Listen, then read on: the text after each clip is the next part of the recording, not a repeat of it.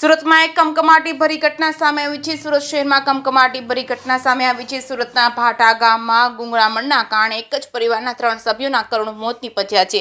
પ્રાથમિક તપાસ મુજબ ઘરમાં ચાલુ રાખેલા જનરેટરના ધુમાડાથી શ્વાસ રૂંધાવાના કારણે આ દુર્ઘટના સર્જાઈ હોવાનું માનવામાં આવી રહ્યું છે।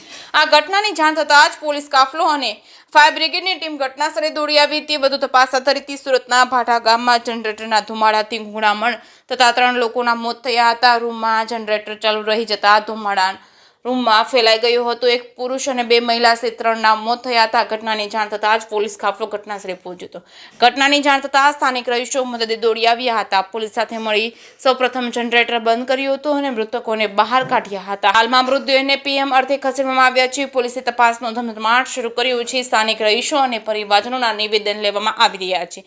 કયા કારણોસર આ ઘટના બની તે દિશામાં તપાસ શરૂ છે। જેકેસી ગુજરાતી સાથે સુनील गंजावाला सूरत। जी साहब, तो घटना आती ना कही रही है। आज सुबह पुलिस को इन्फॉर्मेशन मिली कि एक रूम में 3 लोग मरण गए थे। उसकी वजह से यहाँ पे पुलिस आके उसको प्राथमिक दृष्टि पे चेक किया और 108 ने उसको स्थल पे ही मृत जाहिर किए थे। और पुलिस ने अंदर आके चेक किया, उसमें जहाँ ये लोग सोए हुए थे वहीं पे उनके रूम में जनरेटर का इस्तेमाल हुआ। उसकी वजह दम घुटने की वजह से शायद प्राथमिक अभी ऐसा चल रहा है कि उनकी डेथ हुई होगी। कितने जन थे? उसमें एक बालूभाई कचराभाई पटेल थे और उनके 2 रिलेटिव थे लेडीज, तो 3 जन। क्या करने के लिए इधर आए थे? वो इनसे मिलने के लिए कल ही आए थे यहाँ पे। क्या कारण लग रहा है सर? खास कारण अभी तो प्राथमिक दम घुटने की वजह से, लेकिन अभी FHL भी आए और PM रिपोर्ट के बाद हम क्या मृत्यु का कारण है बाद में बता सकेंगे।